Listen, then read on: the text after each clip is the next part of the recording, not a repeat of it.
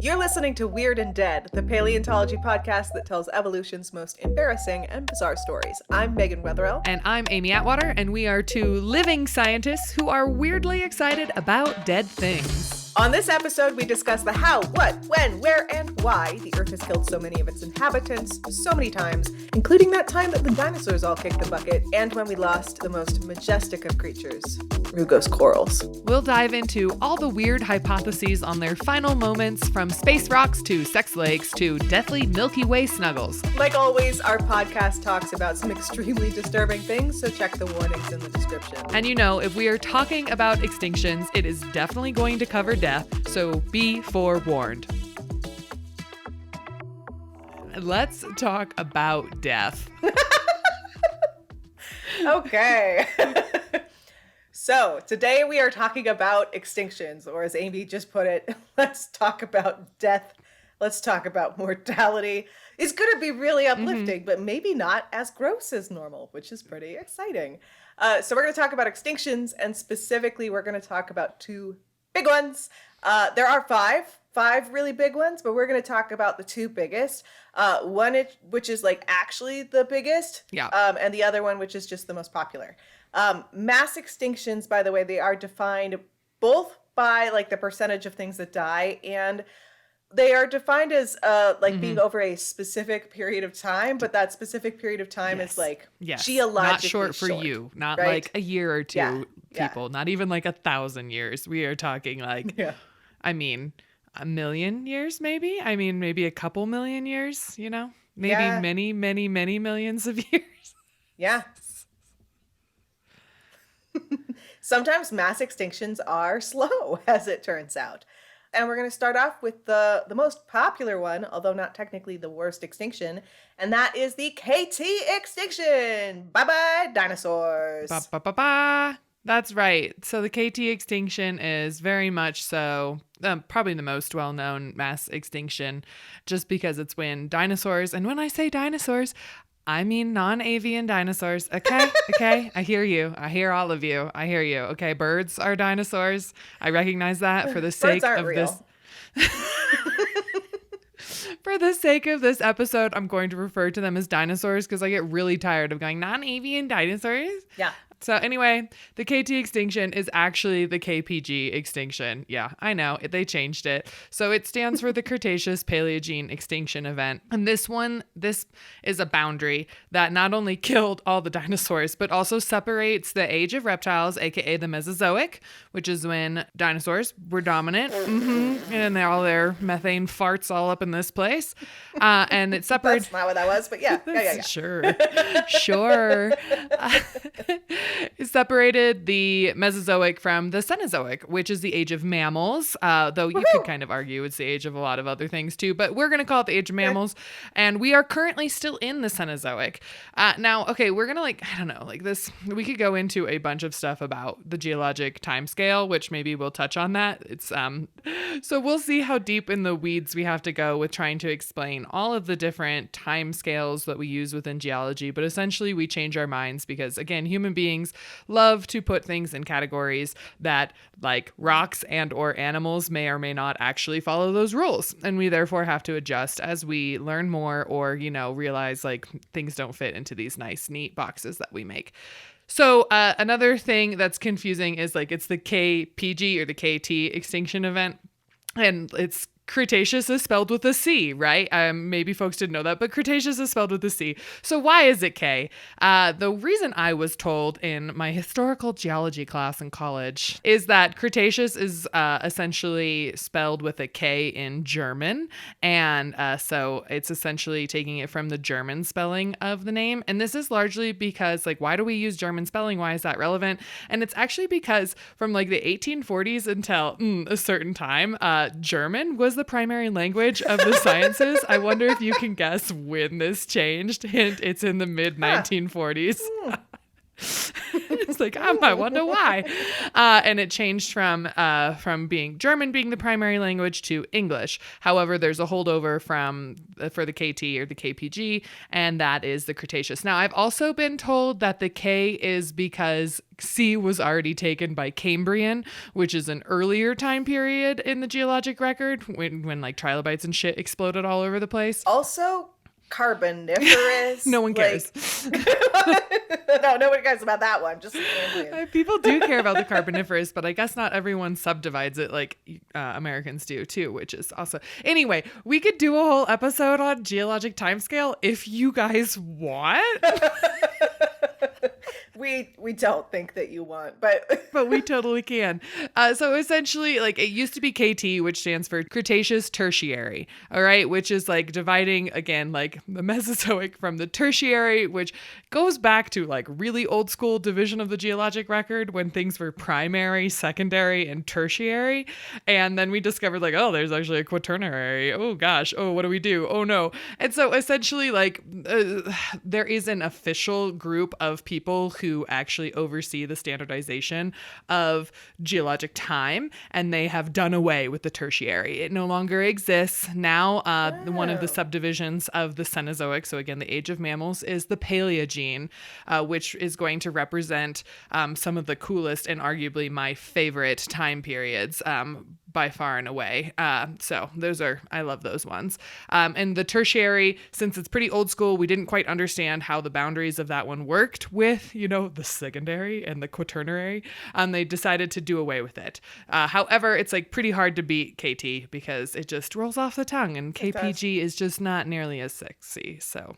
But essentially, so the KT, we're just going to call it the KT because, again, I like it better. It's also my husband's initials, so we're going to go with that. KPEG. Or KPEG, was 66 million years ago. Actually, we have like an exact date for it. It's 66.052 plus or minus 0.008, which is when you come to date something that's old in the fossil record or just geologic record, to have that level of precision with 0.008. I mean, we're talking within like hundreds of thousands of years. That's incredible, by the way. I know folks like we could also do an episode on geochronology, but I'd rather kill myself. So we're not going to do that right now either. I'm just going to tell you that that's very precise. It's thanks to doing argon-argon analysis, geochronology analysis, aka dating the fossil record. If you want to wine and dine the fluvial sediments of the Hell Creek Formation, that's what these authors did to get a very exact date. We're going to go with 66 million years ago because that's what it is. So in this extinction event, about 75% of species on the planet died. Okay, died.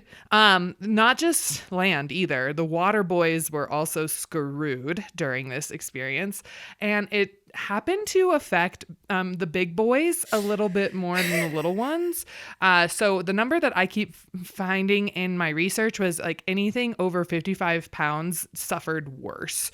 So when this extinction event, being bigger boned, was not super great, there's some exceptions to this, like crocodiles. Again, mad respect for crocodiles. If you know me, I really like, come on, they've been around for fucking ever. It's impressive. So they do okay. Sea turtles do okay. And there can be some big boys in there. So big ones more so than little ones. Of course, most famously, it's the dinosaurs, right? Like non-avian dinosaurs just go out. And some folks, and there's quite a bit of research and it's kind of contentious, that dinosaurs were probably already on their way out at this point.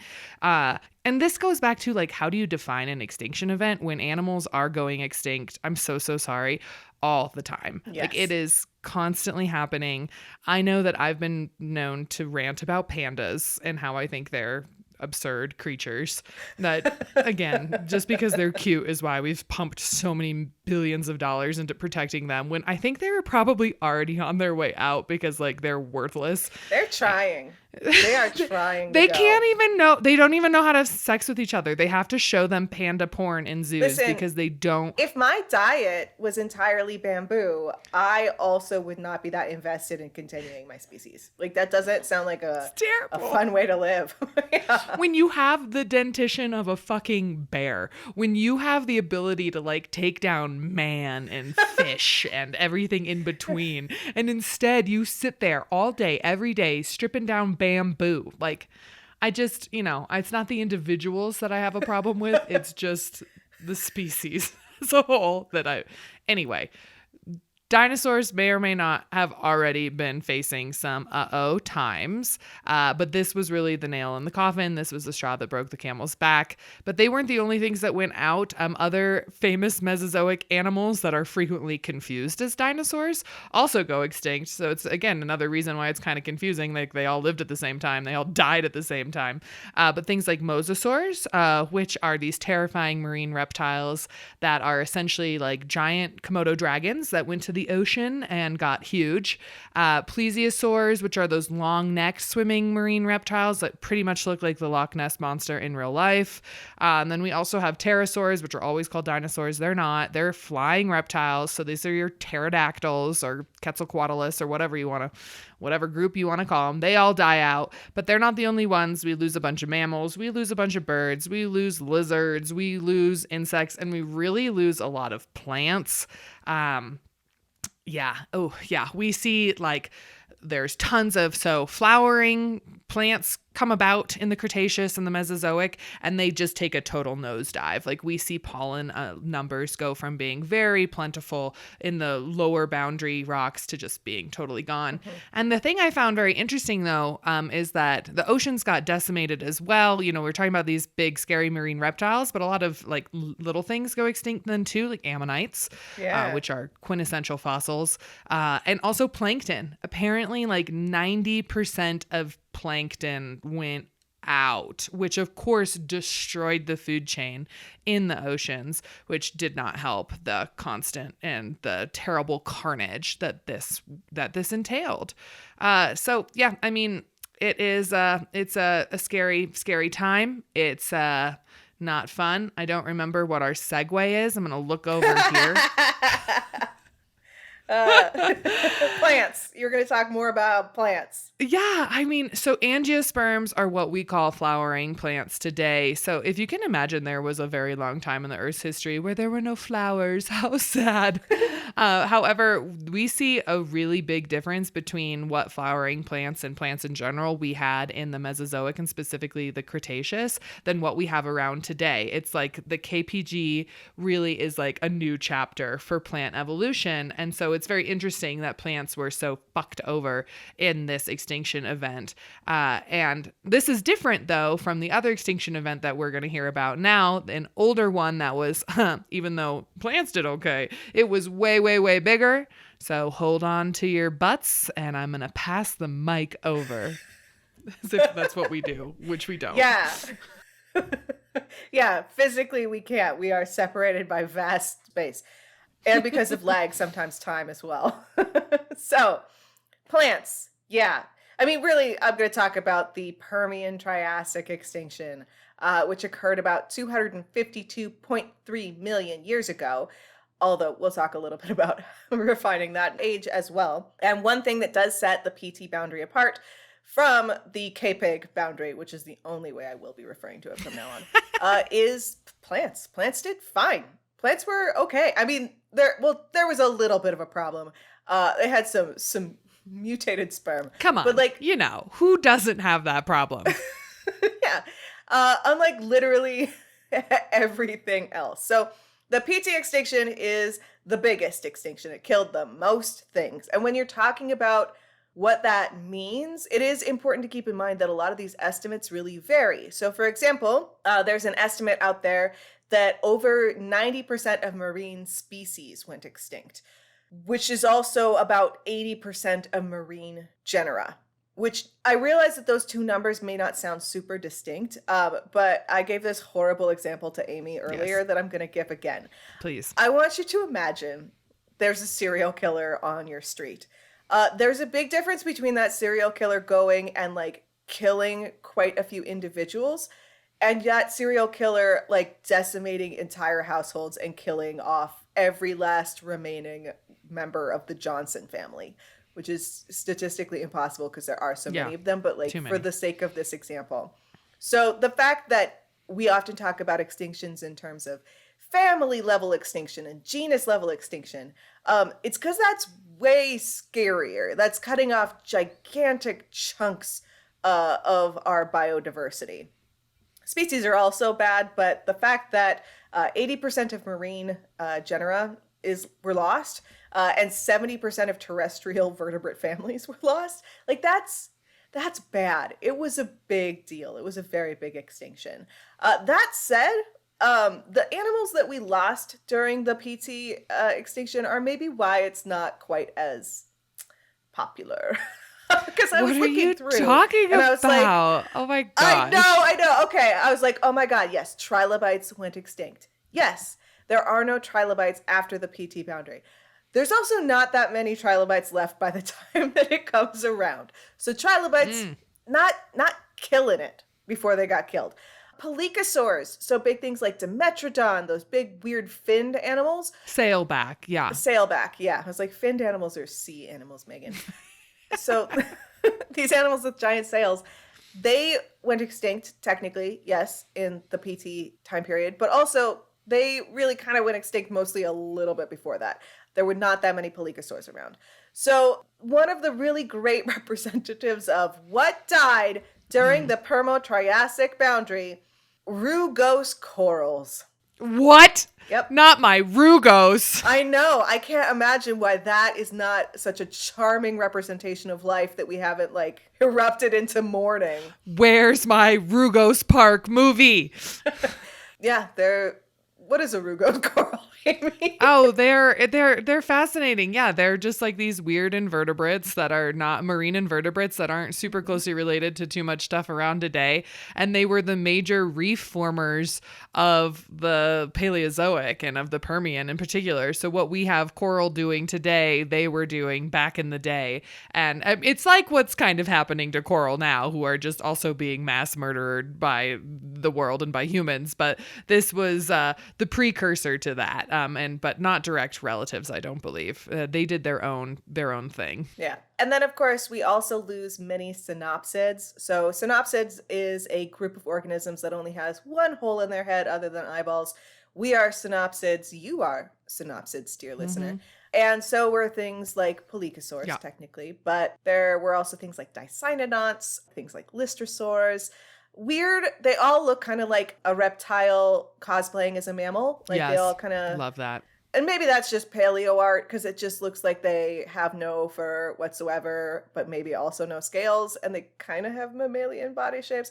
There were a lot fewer of them after the PT boundary. Obviously not none, since we are here and we are synopsids. But lots of them disappeared. But plants were fine. And weirdly enough, this extinction seems to have happened kind of in two events. So we did mention that these things kind of take a long time. Marine extinctions are a little easier to study from this time because we just seem to have more marine rocks with fossils. And they definitely happened at two separate times with a recovery period in between of about 180,000 years, which seems like the blink of an eye geologically, but is also an incredibly long time if you're thinking in human terms. So whatever happened during the Permo-Triassic extinction, it actually was kind of a 1-2 punch. And it seems to be slightly different between the two punches. And what we do see happening during the PT extinction, regardless of which one you're looking at, is you see kind of the distinct characteristic of the Permo-Triassic extinction is a huge change in carbon isotopes that indicates basically a lot of carbon dioxide was being pumped into the atmosphere. So much so that it seems to have warmed the planet somewhere between about 5 and 10 degrees very, very rapidly. So real big heating effect. There are also really big spikes of mercury, which the paper that I read described incessantly as toxic shock. Fun. Which, fun fact, guys, that's why you want to change your tampons more regularly, or you will get Permo-Triassic extinction. Were there any women on this paper? I'm sorry. I mean, statistically speaking, I doubt it. I don't remember. It's like, because I don't think so. I just don't think so. Right? That's a great idea. What a great term. Yeah, toxic shock. Then they kept calling it pulses, and I was already in kind of a period brain mode, so I was just thinking, Anyway, so that's kind of a big characteristic of the PT extinction. We'll talk about where that CO2 came from in a second. So CO2, mercury, K-pig extinction is known for slightly different things. Amy, tell me more about what we think may have caused it and what we used to think caused it. Oh my gosh. Go for it. Your turn. Your turn now. Ah, yes. So the KT extinction. So it was very interesting because I thought some of these were old school reasons, and then I dug into them, and it appears that quite a few of them are quite recent. And I'm like, oh gosh, this just isn't a good look for us as a whole paleontologist. Come on, let's get with the program. So the KT extinction is kind of unique amongst extinction events because it was recognized a really, really long time ago, not by the rocks, and not by any, I don't know, geologic necessarily influence. I don't know if that's super unique, but essentially it was recognized over 100 years ago by scientists who noticed a major change in the type of fossils that were present below and above a certain boundary. And that is essentially dinosaurs, right? Is that they were like, all of a sudden, all of the dinosaurs are totally gone. And what the fuck? This is how we make our money, is by selling the bones of dinosaurs, and now they're gone. Why? So I dug into a couple of ideas about some old school reasons, and again, some that are not so old. Yes, there's an asteroid involved in this story. But before that, folks were trying to figure out why and how dinosaurs went extinct. A lot of these ideas I found in a Smithsonian Magazine article by Riley Black, who is an incredible paleo writer, does awesome shit. So go check out her work. And thank you for writing this awesome article. Then I went down some rabbit holes. So my favorite rabbit hole that I totally went down was this idea that dinosaurs went extinct because of overactive glands that they had. Yes. Yeah. Like weird, horny teenagers. Yeah. And this was proposed by a paleontologist / geologist / aristocrat / spy / albanologist / overall badass extraordinaire, who we're definitely going to have to do just a bonus episode on this paleontologist. So this is Baron Franz Nobska von Helso-Silvius, who thought the dinosaurs got so big and swole because they had an overactive pituitary gland, and that it essentially caused them to get so large and nasty that it led to their death, because he thought that they were like so grotesque and giant that they couldn't successively mate with each other anymore, which I think is just really, really quite entertaining. There's actually quite a few ideas that kind of pertain to like not being able to get it on anymore, which I guess is at like the heart of not being able to continue your species. So I feel you. But yeah, no. I mean, that's pandas' problem, right? Maybe pandas have inactive glands. Right. Or overactive and they're grotesque. Panda glands. There's panda glands. Panda glands. Yeah. Well, I hate to hate on the pandas, but I don't at all. So yeah, we'll definitely have to do a bonus episode on Nobska, because he sounds like he was really seriously quite the character. Some of the pictures of him in his Albanian uniforms, and he was not Albanian. Yeah. He just was like really into Albania. Just a weird ass fanboy. Okay. Yeah, and I mean, he was born in like the late 1800s, died in like the mid or the early 1930s or something like that. And he was fairly like, I mean, I couldn't find it. It was pretty obvious that he was very flamboyantly gay, which is pretty amazing. Though it was also cited that he was probably able to be so open about it because he was a rich boy. I also was impressed because it sounds like he was probably pretty severely mentally ill with bipolar, but it didn't end super great for him. So I also am a little sad about that. So, but he made major contributions to paleontology. He's actually frequently thought of as the father of paleobiology. And he is the person who pioneered the idea of insular dwarfism, which kind of ties into our biological constraints episode, because he was able to identify dwarfism in Transylvania, which I didn't even know about Transylvanian dinosaurs, but apparently they're miniature, Megan. You would love them. I tolerate them. The sauropods are like little sauropods. Isn't that cute? It's just a scaly alpaca. Yes. And I think because he was so used to the little guys, when he realized how big the other ones got, he's like, well, obviously that's how they died, because of their overactive glands. So we'll have to dive more into the stories that he is part of. Yeah, okay. So overactive glands, what else have we considered? We also hear a lot about eggs. You know, there's some ideas that mammals ate all of the dinosaur eggs and killed them off, which again, I'm a fan of that. Yeah, that sounds great. Good for them. Right, seriously. The issue, of course, is that mammals didn't just first show up right before the extinction of the dinosaurs. They coexisted for like over 100 million years or something like that. So it wasn't like a novel thing for them to be in each other's ecosystems. They also, there's also some ideas that dinosaurs ate each other's eggs so much. Like T-Rex was just like, man, Triceratops scrambled tonight. And that they like killed each other off by eating each other's eggs. And then there's some ideas from some fucked up eggshells in Spain that their eggshells were deformed and that would have caused the embryos to never have hatched because they're either too thin or too thick and then cause like respiration issues for the embryo in Like the atmosphere. Prehistoric DDT? Is that what we're talking about? Yes. Okay. Where is Rachel Carson when you need her? Yes. Yes. However, this isn't seen in dinosaur eggs in other parts of the world. So again, it's pretty unlikely that their eggs just suddenly malfunctioned across the planet and they all died. So that didn't super take off. And then this is another funny one that is actually from like the last couple decades, is there is the scientist who thinks that dinosaurs were like crocodiles and alligators, which the sex of the embryos and the eggs of crocs and gators can be influenced by the temperature of their environment. And so this guy thought that since climate change, which we do know that climate change was not helping the situation during the KT extinction, that since climate change was going on, probably because of our farting volcanic Earth situation, that all of the eggs were heated to a degree where they only produced males. So we just had too many dudes. And they were just sword fighting all the time and they weren't able to find any, females to reproduce with. But again, the problem with this is that that's what crocodiles, you can influence the sex of crocodile eggs by temperature, but crocodiles survived. Yeah. We still have crocodiles.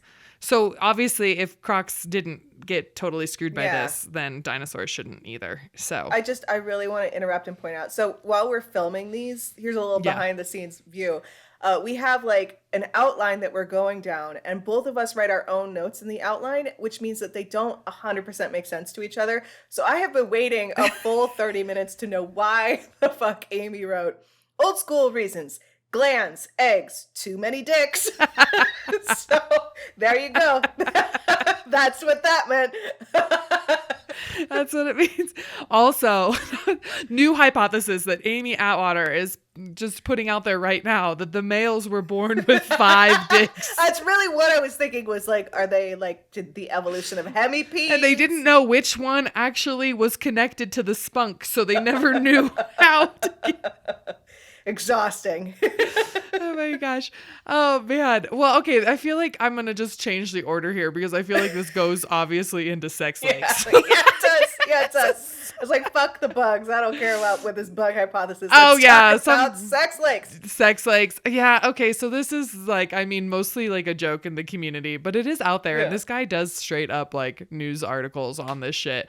But there is a guy, Brian Ford, who believes that dinosaurs died because they were simply too big and chunky to mate on land. And therefore they had to go to water, right? To bring up the water's buoyancy so that they could successfully get it on with their 5 dicks. And okay, this is the part that really is just bad. He's quoted, this is a quote. I'm just going to read it if I can without laughing. As the continents drifted, the shallow lakes shrank and the dinosaurs' ecosystem disappeared. The giant dinosaurs could only evolve wading in shallow water to take their weight. Once the Earth's surface changed, their environment disappeared, and so did they. Fun fact, we don't have lakes today. I don't know if you knew that, but there's no such thing as lakes anymore. They disappeared after Pangea split. So. What is a lock? I know. I just love this idea of plate tectonics being taken to a place where the continents are moving to a point where there are no lakes anywhere. Yeah. So, also, how would continent movement get rid of lakes? Right. It just shakes them up too much. if they slam into each other, then they make deeper basins. Like, right. Well, and I think it's like tied to the shrinking of maybe the Western Interior Seaway, right? So we do have this intercontinental sea that stretches from the Gulf of Mexico all the way through like the Canadian Arctic that splits up North America with this shallow, warm sea. And it does get smaller and smaller and smaller throughout the Cretaceous and eventually disappears. And then when we go into the Paleocene and Eocene, we have things like Green River Formation, which is this ancient lake in the early mid-Eocene. I mean, like we have evidence of lakes right after the dinosaurs and during the dinosaur extinction. So it's pretty funny. Also, like, if they were good at fucking in lakes, why not ocean also? Like, yeah, true. And that just leads me to think that, like, under this hypothesis, there would have been, like, a mad rush of dinosaurs to go fucking the ocean. Maybe. Like, fucking, like, line up along the coast. But maybe pool style. The salt in the oceans made them too buoyant and they floated it away. Just trying to hit it like ice cubes. Like, oh, no. Completely unable to do it. Someone needs to be sinking here. Can't be me. Oh my gosh. I mean, it does make for some really entertaining imagery in the old brain. So, yes. Yeah. Also, a fantastic video game. There is a video game called Sex Lakes by Frost Dragon. It is so funny. Check it out. You should go play that. Not now. Listen to the rest of us. After but, that. After that. It's pretty great. Sex Lakes. Yeah, I didn't quite know that the whole Sex Lakes thing had to do it directly with extinction. So I was very entertained by finally digging into this concept I'd heard so little much about. So much mockery, so little support. Yeah. Oh, man. Well, we already mentioned the bugs. I'll just mention it very briefly. And this is another one that's not old. Like, this is like fair. Oh, wait. No, this one might be old. It was the Too Many Dudes that was pretty recent. But there's an entomologist who thought that, like, too many caterpillars. They're like, oh, they ate all the Cretaceous vegetation. And so all the herbivores would have starved. But again, like, caterpillars and moths and butterflies had been around for millions of years coexisting. Yeah. We also don't have any fossil record of, like, a boom in just caterpillars all over the place. So again, I mean, unique way to think, right? There's just like, let's get a bunch of different perspectives on this. However, to just summarize the KT stuff, it was a fucking asteroid, okay? And like the first, like, I mean, again, oh gosh, it's still debated, okay?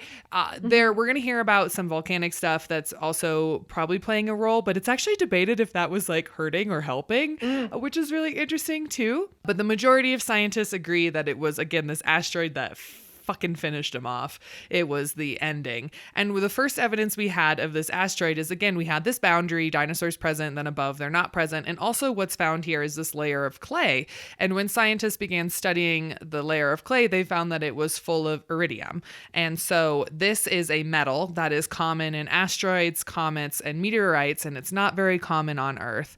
And so there was a team in the 1970s, Walter and Luis Alvarez, who finally identified this iridium layer, and then it started to be found across the planet in the exact same place, in this exact same boundary. I've actually seen it. We've been to Drumheller, where it's present in the rocks and the paleosols out there. I've seen it in Makoshika State Park. It's technically in Big Bend National Park. It's also on South Table Mountain here in Denver. It's actually one of the places where it was first identified in North America. So it is across the globe. And again, to get a layer of metal across the fucking globe takes quite an event. So they hypothesized that there was some sort of comet or asteroid that had hit the Earth at some point, but they didn't actually know this for sure because no impact crater had been found.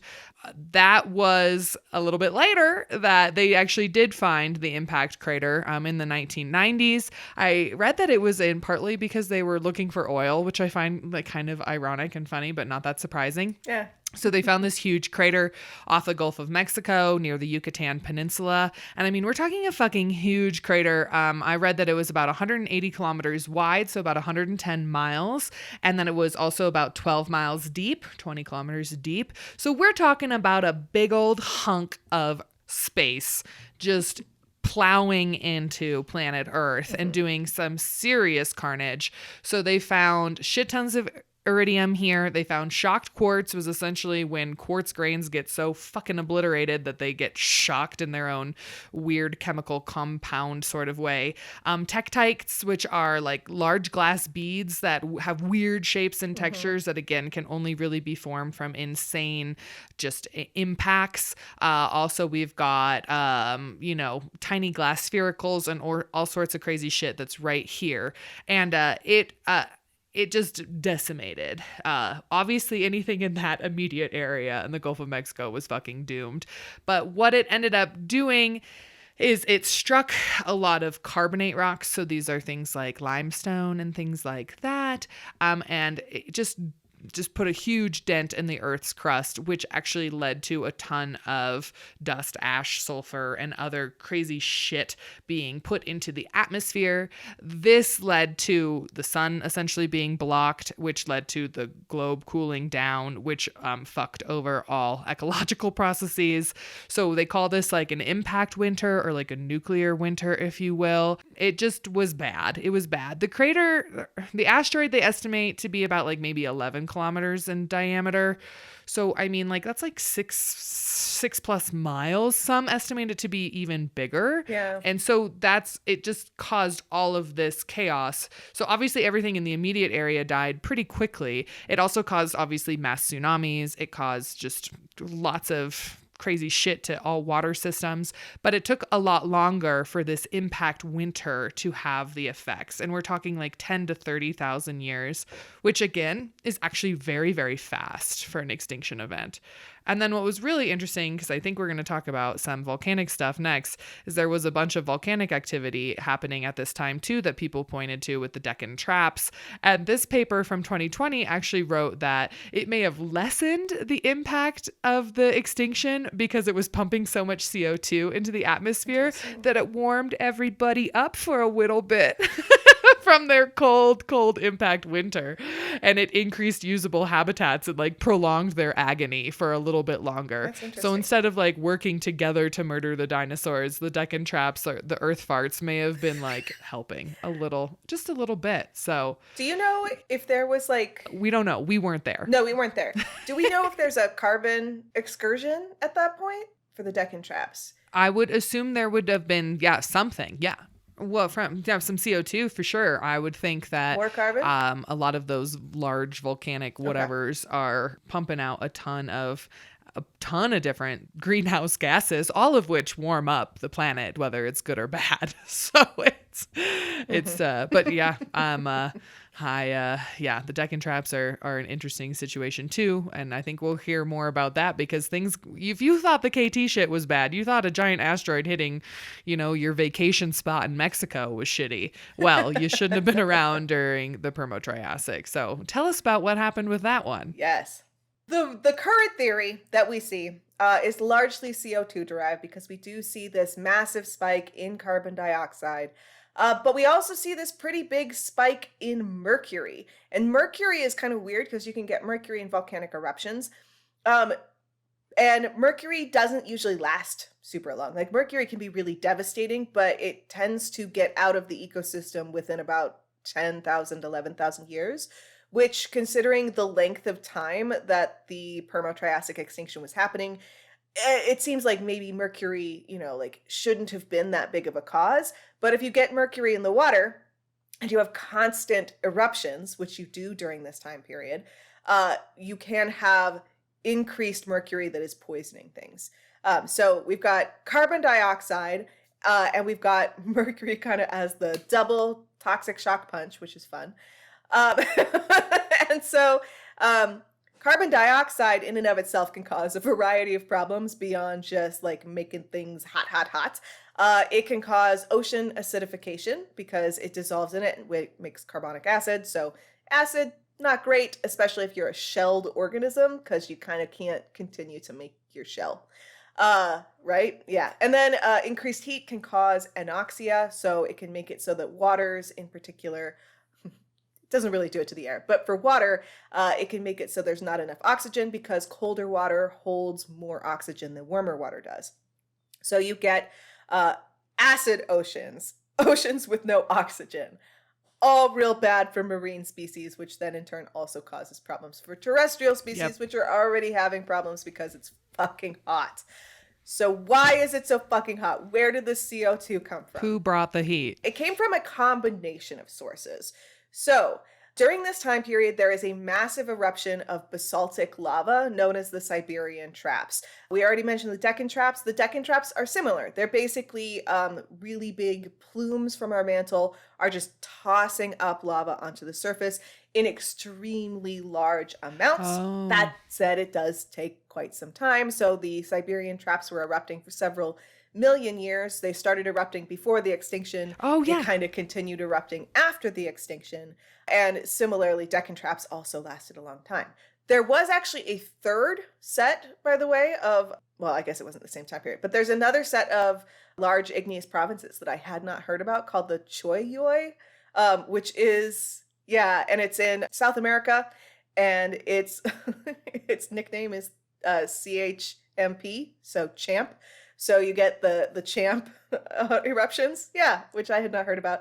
But it was at the same time as the Permo-Triassic, and it kind of came in right at the end. So there's some people that are like, well, maybe it was like the Siberian Traps were bad, and then the Choyoi was like, fucking finish them. Yeah, and it's just like a whole lot of lava, which is interesting. Like, what was going on in the mantle that's like, it's like all this, like like an acne case on planet Earth's face. So like all of a sudden they're just erupting. So I calculated this out for the Siberian Traps because I was curious as to how much lava it was. And every time I do this, like I've done this with the Columbia River basalts and whatever, to try and get like an estimate. Another great volcanic event. Yes. Yeah. But here's my estimate.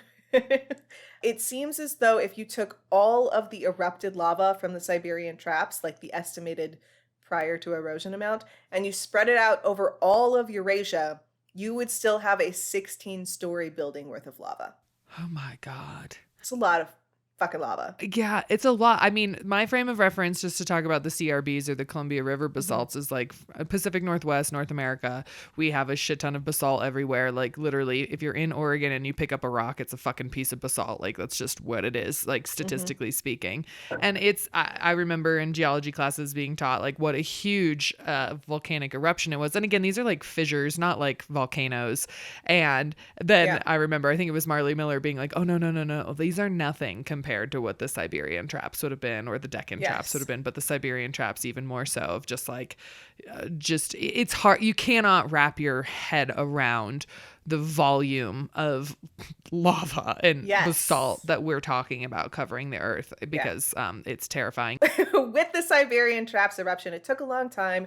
And yes, basaltic lava, it does frequently put CO2 into the air, but it still seemed like a really strange spike. So we're going to pause on lava, and I'm going to tell you something that they found in Canada. Oh, your homeland. My homeland, in the Arctic of Canada.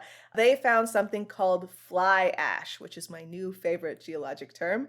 Fly ash is the weird, super heavy metal coal ash that you get if you burn coal. Oh, okay. So they find evidence of coal being burned, not by people or dinosaurs or whatever, obviously, but coal being burned by fires. All the way over in Canada. So you have like this big ash plume moving from Siberia to Canada, because in Siberia, there's a massive, massive deposit of coal. And these Siberian Traps, these lava flows are coming up and into them and on top of them.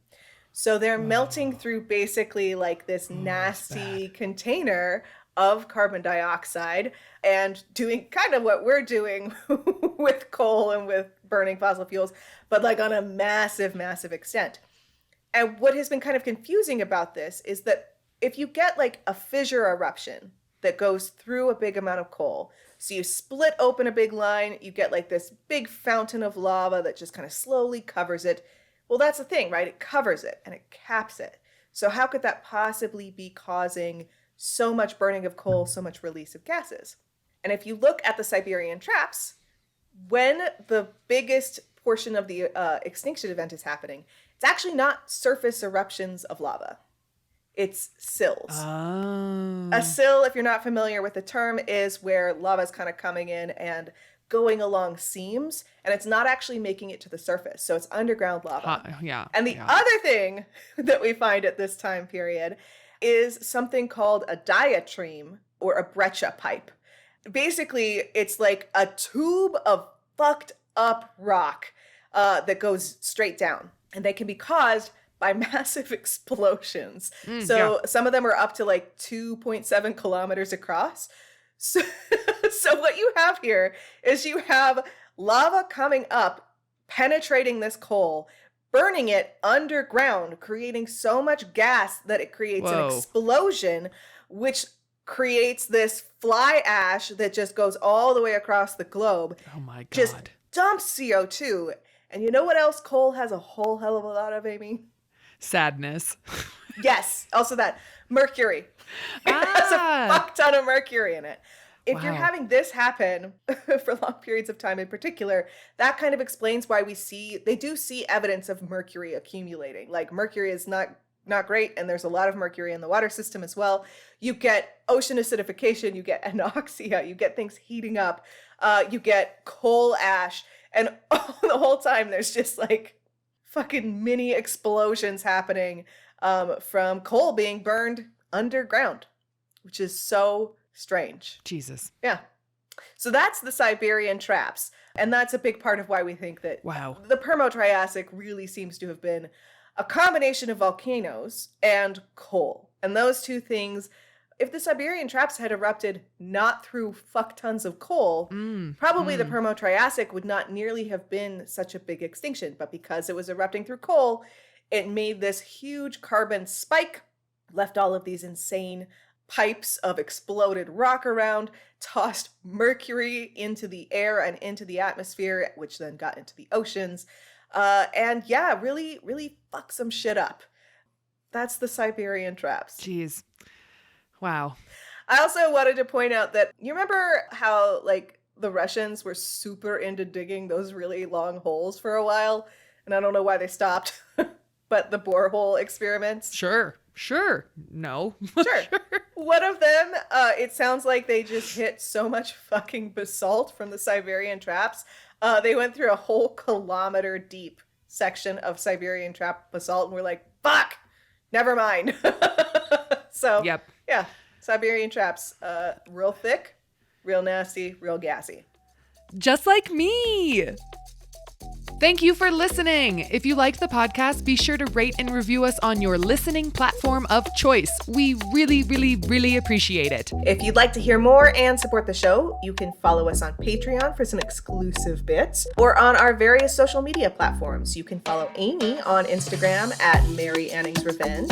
And Megan on Instagram and TikTok as GeoPedalFabric, or both of us at Weird and Dead on Instagram and TikTok. This podcast is brought to you by the Geology Podcasting Network, produced by the Traveling Geologist, aka Chris Spencer. Our theme song is Unlock Me by Prazkanal. You can follow them on Spotify, Prazkanal. Cover art was provided by Chris Spencer and the hosts. Editing services were provided by Abby Jansen and Chris Spencer and a little bit of us as well. And this has been hosted and researched by us, Amy Atwater and Megan Weatherall. Thank you for listening. Oh, I just burped. Excuse me. That's how I feel. There's a sore pod now, bitch. Oh, man.